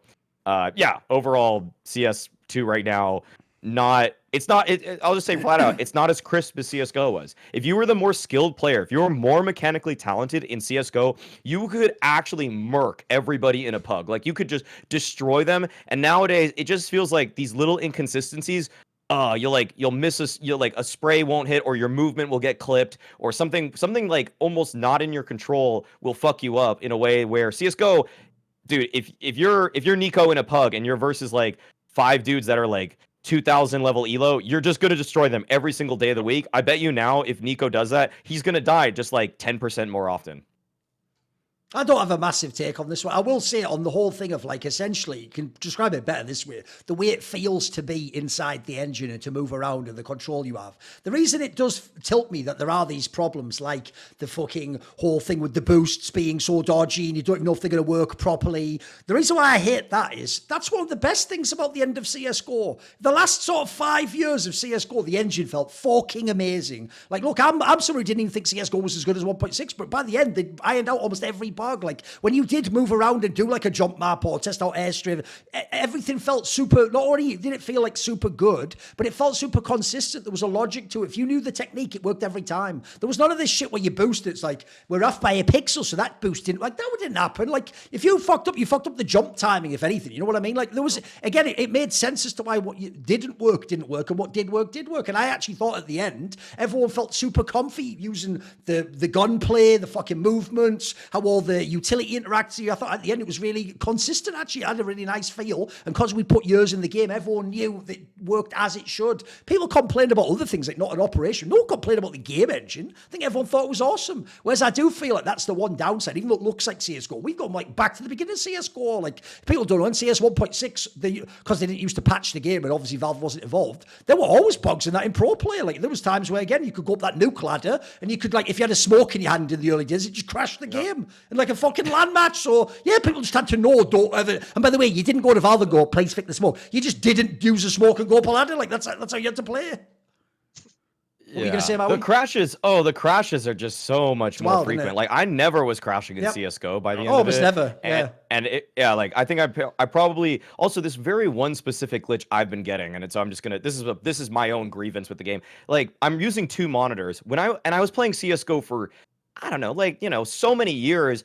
Maybe once in the history of me playing CS:GO did I flick so hard and click off the screen that it went to my second monitor. It happens way more in CS2 for some reason. My crosshair or my cursor just flies off the screen. CS:GO was very good for it never having the bug where it crosses into your second monitor, which you could accidentally get on the menu. But like I agree, CS2 they've also fucked that. I don't know why that happens. I have no idea. Indeed. So anyway, I agree generally. Yeah. And then lastly, I will just say though, one last thing to say is this though. Obviously, perception of the community depends what you read. I'll just say this. Maybe Maui, when he says casuals in Dota, means literally just casuals, like random people who play Dota. Because all I'll say is, I think their subreddit is way worse than the CS fucking one. Like, holy so shit! Entitled. I always remember Richard made a video where I laughed so fucking hard. I wish I'd been like high, fucking pre-drinking, as it were. Like, because mate, there was this thread he once found where when Dota brought out like a big patch or whatever that was like fundamentally changing the gameplay, someone had done a thread, and when you check the timestamp sort of thing, the thread had been done when the patch had only been out for 1 hour, and the thread was like, it's complete shit. And it's like, you could only have played about 2 fucking solo queue games. Like, what? And that was like, and everyone in the thread was like, yeah, you great, it's washed, it's shit. Like, bro, it hasn't even been out for 1 day. So that's one thing I've never understood is when people always argue, look, if you do it in isolation, yeah, in CS, we are mad abusive to the devs compared to every other game. But not Dota, bro. That's the problem. Then if they were doing League as well, then maybe there's we can make a contrast. Dota's just about as toxic. Like, so the idea that like they go, well, you're being rude to me, so I'm going to go work in Dota. It's like they're fucking killing you, if anything, anyway. They're even worse, because actually they're even more entitled, by the way, bro. They expect shit all the time. There was that one where famously, because they didn't do that dietide thing one year, they all just like abusively like attacked Valve for like not doing like a free thing during the holidays. So I don't know. Volvo give dietide is still a thing. I think we're all pretty bad. So that don't use that as the reason why, Valve. That ain't the reason why you ain't working on the game, bro. And how were you definitely as well, Maui? Even if in general there's the possibility to, let's say move between projects. The guy who works on the fucking gun skins in CS doesn't work up like, I think I'll just go work on Dota. Can I open up the engine? No, I'm off. Change all the movement. Like, that's not like that, is it? Like, there's only a level of lateral movement. They can't really just choose like, I'm the CEO now. Oh, I'm trying to deal with China. Like, what are you talking? You guys, I think also that's where the people when they talk about that, you can tell who's had a real job before, because some of them go completely into like fucking Willy Wonka or something, just some fantasy world. Like, I don't know about that, guys. So reel that one back in. Reel that one in. No, just have it, because I was big on Dota like pre 2016, and I was absolutely one of the neckbeards in there, just raging. Oh no, everyone was going mental. Yeah, of course. It's also like you were spending like $80 on a compendium, completely unnecessary, then complaining about all the little like rewards and stretch goals that you get out of it. No, here's the difference. So entitled. In CS, here's my analogy. In CS, we're peasants who have to till the field with like a shovel. We're going, can we just have like a donkey? In Dota, they're getting a pony for their birthday, and they're like, I asked for the pink one, for fuck's sake. You don't give me anything, and we're just sort of really like, can I have any of that shit? Like, so, I agree. I think it's bullshit. Like, come on then, Maui. It turns out I actually forgot your point. I've set you up. Obviously, I'm a low-key triggered about the response to, I thought your very good video, like a slam dunk, about Donk doing all the movement, because by the way, that is still the most underrated thing. Like, he doesn't just play normal CS. He has his own fucking style. So give me your thoughts. Come on then, give me the ugly point, Maui. So my ugly point is just, it's practically the donk slide, which is kind of what the move I've highlighted from Donk recently, where he goes for the wide swing crouch backwards. Like he swing out. If he's swinging wide right, he will then catch his movement basically with a counter strafe and then crouch back into a crouch slide in the other direction, and then just usually get into a spray war with people. And I feel like this move in general is kind of cool. It's like cool tech that he's really mastered. And like, yes, people have done this before, like, but Donk does this once per map. Like he'll literally do it on one entry route at least per map. And people in CS2 are kind of like spamming crouch more in general. And I think that's generally, there's a few ways to tackle this, like the community's perception of the Donk slide. And also the fact that I think that rifle fights in general are just uglier now. They're just flat out uglier now. And that's kind of my greater point, is that it feels really like in CSGO, we had so many phenomenal rifle aimers. Obviously, Nico comes to mind. Shocks at his peak. Even Cold Zero was first bulleting people with the M4A4 before he'd spray them down. Scream, obviously the most famous example ever. And I don't really think tapping is as much of a it's just not as viable as it was before, because this like crouch uncrouch spam that so many riflers are doing nowadays when they're in rifle duels just makes these fights so muddied. And I do feel like Donk is really leading the way on it. Like, he gets headshots, don't get me wrong, but I also feel like there's other people that are kind of replicating Donk's whole style of crouching, uncrouching, crouching, uncrouching. Like, you spam it as much as you can until your player basically gets that crouch fatigue where it's like a really slow up and down crouch. And I just feel like it's just making fights take longer in terms of rifling, and it's so rare nowadays that you're going to see this guy go on an entry path with a rifle and just be like tap tap tap, which is. And that's kind of like the ugly. It's not like this is purely bad. I think the game's people have leveled up their mechanics in such a way that it makes themselves harder targets to hit. And I feel like it's just purely like from a frag movie side of things, it's ugly. Like, we're not getting the cool sequence of like Nico one tap, one tap, one tap, one tap. It's more like Donk kills guy with like a 4-shot spray. Donk kills the guy with like a spray that then hits the headshot. And then Donk maybe gets the third, but he's already taken 70 damage at this point. He's probably not getting the third kill ever. What do you think about this topic?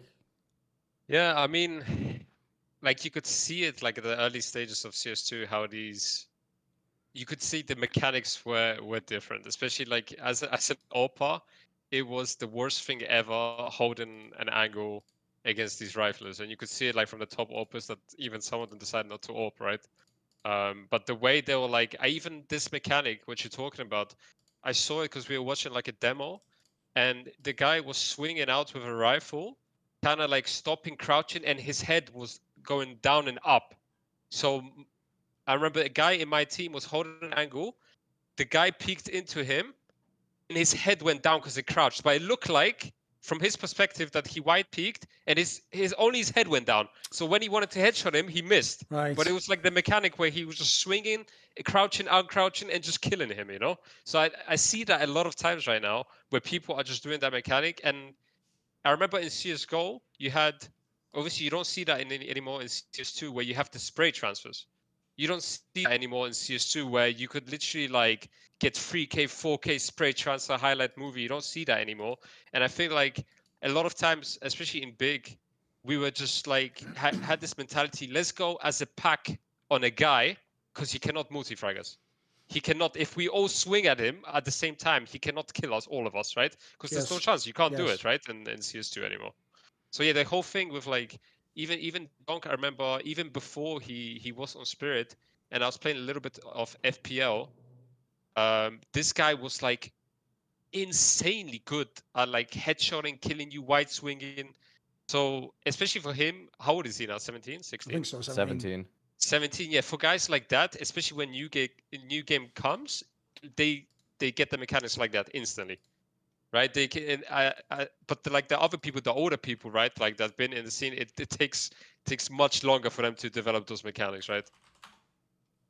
Yeah, if people don't know, Donk's birthday isn't till fucking January. So all this year he's going to be 17. So if he actually is like the #1 player, it's going to be so fucking insane. It's mental. But anyway, on to this point. I'll take it in reverse order. I actually also do agree. If you actually look in CS2, that's the thing people underrate as well. Consider it's considered a game like rifles is stronger now relative to the AWP and the fact that like everyone fucking rushes on T side. But I actually think spray is worse. Like, it's why when you do have someone like Donk or fucking Elige, they look so much better that they can actually do those insane transfers. Like, other people can't get away with that now. Also, it's why actually on the tapping front, it pretty much is just fucking Nico does it at this point. And no one else even tries it anymore, mate. Like, that's just not the style of shooting anymore. So everyone's in some weird middle ground. Maybe they learn it from Xantix. Whatever. Who gives a shit about that? Right. In terms of the whole like donk slide thing though, as I say, the thing I can't handle is just that like when you're actually making, like, it's not like you invented a narrative out of thin air. This is a real thing. It's actually something. If you go back on this show after Katowice, I even pointed out he's clearly not just like taking a normal aim duel and just shooting people better. In fact, the thing about Donk is his spray aim is way better, but his first bullet, I think Nico's first bullet's probably better than Donk's. Like, Nico's probably the best first bullet ever with a rifle. The difference is, like, Donk didn't look like, oh my God, he just shot 3 people in the head. It was like, if he doesn't instantly headshot you, he always kills you with the spray, though. That's the crazy thing about that guy. Like I said, and by the way, that was a point I saw Steele made on Twitter that people are going to miss, Maui. It's actually a really subtle point, is because, as you say, in a lot of the clips he was doing it, Maui, here's already where I know people don't pay attention to details. And we're using literal examples, so details are everything. As you say, did people ever do crouch walking? Well, of course they did. But I'll tell you what, Maui, they actually did it the opposite way to him. Usually you crouch walk into the angle. You know what I mean? Yes, you keep going the angle you're going forwards, and what you do is you crouch to make them dodge, and then you just spray, and you use the again, it was always a trade-off of slightly less accurate, but you're also moving. So can you hit me while I'm trying to shoot like that? As you say, Maui, he goes into the angle with a wide swing and then crouches back out of the angle. So already when you're shooting, that's like not the angle you expect. And then I saw the point that Steele moves, a very legit one, which is if he does it the way you're talking about, he goes right as an angle and goes left. So for the enemy, he's moving to the right. Well, if you actually look at the natural spray pattern of like a fucking rifle, they will be pulling the other way actually. There's almost like a counterintuitive aspect where they're going to have to simultaneously pull the mouse one way and then the other to control the spray. So it's actually kind of genius. And by the way, because his style isn't just insta headshot everyone, it's also brilliant for him because, like I say, he taps you with the first one and then it's like guaranteed when he crouches away, he's going to hit 2 bullets in you and kill you. It's over. You're just dead at that point. So I also agree with you. It just makes the rifle fight. That's why I liked in your video where you showed what it was like for the guy aiming at him from short on Mirage. Dude, it was a nightmare for that guy. I think it was jail or something. I can't remember what it was, but like it was a really fucking hard shot to hit because like the way he was moving back, because you'd already started spraying, you were sort of stuck in the middle. You couldn't get it back onto him. And so I agree. In CS2 in general, even though rifle's really strong, actually those like fights are real messy. Like they're not like an instant headshot like the Xantares Peacock or everyone like you used to have before for sure. No, I'm with you. Yeah. The community pushback on it is kind of it's weird, isn't it? like, I mean, you'd I think know they'd want this because here's the joke. You know, I made fun of the Zontics thing where they're acting like it's some secret tech. This is secret tech. The dumbest thing is, Maui, if they could shut the fuck up and listen to you, they could use this in their game today and get more kills. Literally, this would be useful for everyone. People are coming on my stream every day and they say, thank you for showing the donk slide. I just practiced it for an hour. Dude, I bet in Premiere it's OP as fuck if no one knows what they're doing. Like low-level CS, I bet it dominates. You wouldn't even have to be that good at the game. Yeah, I mean, because people, you're just such a hard target to hit in this game. Like, beyond that, I just realised logically, cadiaN should actually have all of Bleed, because I'm joking that they're like tier 3 or whatever. They should just all be practicing this every day, like some sort of like fucking Soviet boot camp. Like, right, everyone, come on, down and to the left, down to the left, come on. Also, what's weird about it is that I feel like in Counter-Strike, people aren't really, they don't have the same brain as like, because I think of the fighting game community where it's like, if you show some kind of like new way to pull off a combo, they just eat that shit up. They absolutely, they like, oh my God, like everybody's going to practice that. But like in the CS community, they were like, this isn't a thing. This isn't real. This has already been done before. And it's like, okay, you can just stay losing, you know, or you can just also not appreciate this because then people will like be like, oh, he's not really, you know, oh, he doesn't always do it or whatever. It's like, yeah, he doesn't do it on every single peak. It's like, that's not the point. Like you don't spam the same move over and over again in any game, no matter what, unless the game is just fundamentally bad and you can do that. But like, by the way, I even low-key feel like the reason though they do buy into like that Zontics or the Astralis story is because that they think that's like their excuse for themselves being shit and just body shot everyone like, no, that's the patrician shows. What do you just headshot them? How gauche and fucking I like to take my time and marinate like give me a fucking break. No, you don't. You just suck at the game. Spoiler, Zontics isn't donk, so he has no choice whether he shoots him in the head or not. Yeah, if he could, he would absolutely do it tomorrow. So yeah, I agree. Right, okay, let's go to the last point of the show. This is going to be a good one for you, Maui, because it's spicy. This is why I told you, notice I'm putting in the ugly category, I told you that despite everyone else getting hyped when Electronic got announced for VP, I was a bit scared because I was thinking to myself, how do they make this work though? Bro, that interview headline, I went and read the interview on HLTV with Jim. Oh, I hate it so much, right? They haven't just signed Electronic to the team like we all hope, you know, to be Electronic and therefore put them over the top and win all the major. Apparently, they're really considering that apparently it's not working, Electronic and GM, and they're considering making Electronic the IGL. Oh, haven't we done this? Please, I feel like I've already done this. I've done it in NAVI, I did it in Cloud9, and also, I'm just going to put this out there, guys. I saw what happened to my boy Happy when he was no longer the IGL. Bro, if you think GM is fucking saving and being selfish now, what are you going to do when he's not the IGL? What are you going to do when he's just baiting? And then also, electronics, the IGL of this has, like, I know they haven't said it's happened yet, but the fact that they keep teasing it, and if you notice, they even teased it when he joined that this was plausible. Like, this really worries me, and I'll just put this out there. I don't know what is going on in the Russian-speaking world of Counter-Strike, but why are you all so in love with electronic being an IGL? All of you seem to think it's just like a slam dunk, like it's the most obvious god tier. I don't get it, because to me, he's so, like the conversation we had earlier about god tier riflers, this guy's so good. By the way, he might be one of the few riflers who came back after being IGL, still really good. Why would you risk that? Like that, if there's one move I'm not considering in this team, Maui, it's fucking electronic to IGL. So I'm put it in ugly, because I'm not saying it can't work, but what? Why is this really the news every VP fan wanted to wake up to? Like, we might just make me not the IGL. Like, what are we doing? What are we doing in this squad now? Thoughts? What do you think, Mantuu? Hit me with it. Come on, you're an AWPer. Yeah, I mean, I have two problems with the whole thing. First of all, like you said, with electronic, they want him to be an IGO. That's number one. Like we all, like you said, want electronic to be the electronic, which was in Navi, right? Yeah. It was electronic, simple, right? Both of them just going. He was an insane rifler. And Jamie, like you said, I really don't think he can be that kind of AWPer which we want him to, or he wants to be, right? Especially in CS2. It's of course, he has the good stats right now, right? But like the baiting and everything like that, I feel like when he's not IGL anymore, it's just gonna go through the roof even more. So with them, like the whole VPs, like playing against them was always super, super hard, right? The style and everything. But I don't think they can, like looking at the roster, I don't think looking at it, they can achieve anything. Like, sure, which they have with semifinals, right? Getting like quarterfinals, finals, or whatever, they can do that. But in order to win those events, I just don't see it. Especially now with the move they want to do with Electronic and IGO, it's just all over the place. I feel like that's just not the correct move. I feel like. Come on, Maui. I feel like they home just ground here. Yeah, they're reacting too quickly to a string of not excellent results. I mean, it does look like there is improvement. You know, Pro League, they had some hiccups there. I think they lost to Complexity, for example, which is fine, by the way. Let's just remind people that's okay. Probably not for the spending, but it's like Complexity's all right. And then at the spring finals, they got top 4. And then I see this, and I'm like, you're trending in the right direction, but one thing that I do have to bring up is that when I think of Electronic versus Jame, and I think of the similarities in their systems, I did this on stream actually yesterday. I made a Venn diagram of like what are hallmarks of like the Jame system, what are the hallmarks of the Blade Electronic system back in 2021 or 22, and there's not a lot of similarities. Like they other than just kind of like bleeding the clock, I guess. Sure. Like that's like every team does that. But if you really want to go deep on it, like I felt like Blade and Electronic, when they were calling, there was more movement on the map, more things are happening at the same time. For VP, they've even actually kind of like really switched it up, and now they have some fast execs out of spawn practically, which like basically Blade does not seem to want to run those ever. Like maybe on Anubis, sure, it's like the only map you'll want to just do an A exec or something like that, but most other maps, they just don't go for as many just hard execs. They want to play with misdirection, they want to play with timings, they want to try to like, they even spread out so many people in different places. Like one goes, like on Mirage, for example, it'll be like 2 go con, but then one's kind of like lurking somewhere else. One's coming from ramp, one's coming from palace. And then I feel like Jame would rather have a pack in his teams in terms of like 3 guys doing something together, for example. And so I just feel like when they're trying to combine styles here, like I this is what I would tell VP.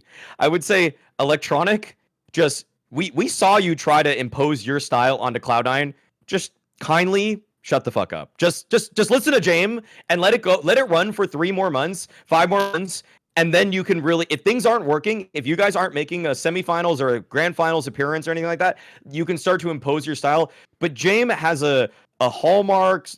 At this point, he should just be trademarking his style, and it has proven that it can find really weird wins, and with a good string of wins in a row, you can win any tournament in the world. Like, let that happen, because as it stands, Electronic, there are holes in your knowledge of what Blade because you were unable to transpose that knowledge to what Cloud9 was trying to do. So I don't actually have the most faith that you're going to be able to tell everybody with enough depth on VP, this is how we need to play the game, and we need to follow this style and actually win because of it. Like, just let Jame cook for a few more months, and then after that, we can talk about this, because on paper, I wanted to see this team have the same amount of runway that a team like Liquid did. Okay, this is a less ambitious project than Liquid was. All you need to do is fit into the system, Electronic, play to it, find your strengths within it, and you're a versatile player. Like, you've played for such a long time now as both an opener and a closer from his time from Flipside to Navi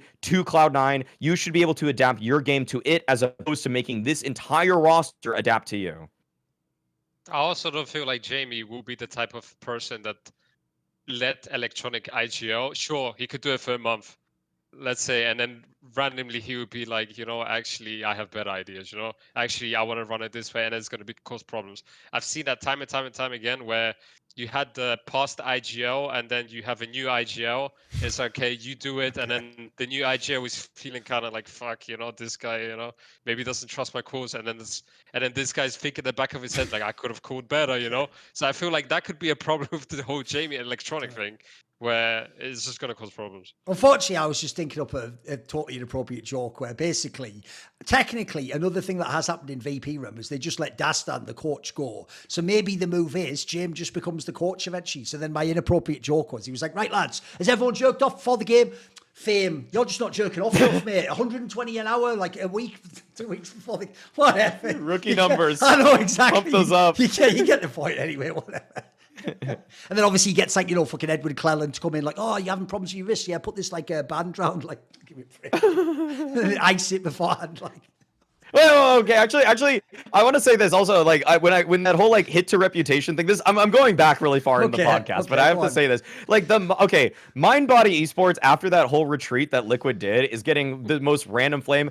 I need to set the record straight. I don't think that you should do a retreat at the beginning, but also I will say that I have learned that was not entirely his idea to do it beforehand. Like, he was just fulfilling an obligation that higher management may have wanted from Liquid, so that because they want, it's almost like they wanted to see, hey, we signed you, let's see some instant results from it. It's like, that's not when you really would want the retreat anyways. Like, I don't really understand, like, you don't need, because technically he said 3 days on Twitter, but in the VOD itself, Twist said 4 days. So either way, like half a week of that right before RMR season, it's like just do the retreat like after the major or something like after you've achieved stuff, earn the retreat. That's my opinion on it. I swear these retreats, these like psychologists, I swear to God, they do not work for CS players or CS teams.